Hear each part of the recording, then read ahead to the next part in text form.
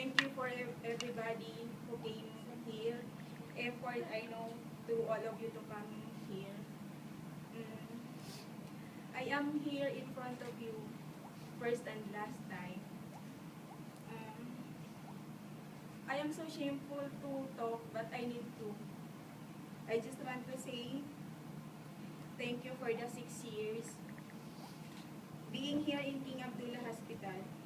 I was assigned first in female medical for 3.5 years with my preceptor, my dear friend, Roxanne. I'm so thankful to our Lord that He sent me here in King Abdullah. I learned a lot from the ward. Long patience as well as the situation. You know, the ward. I'm always in Sir Kadri's office, Ma'am Rivette and Ma'am Rose, because of the different complaints. And sometimes they are just saying, you again, Norma. But for all those mistakes, but for all those mistakes I made, I'm so thankful because all my superiors still trusting me that much.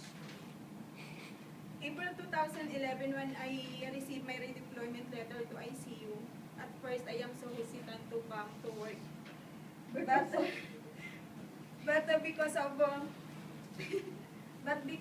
the family welcoming me and telling me you can do it, thank you for that.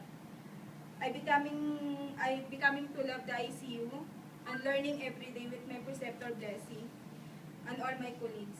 As I stayed in ICU for 2.5 years, seemed like the days passed so fast. And now I am here saying masalam, goodbye, thank you, and salamat. Or maybe I will say we will meet again.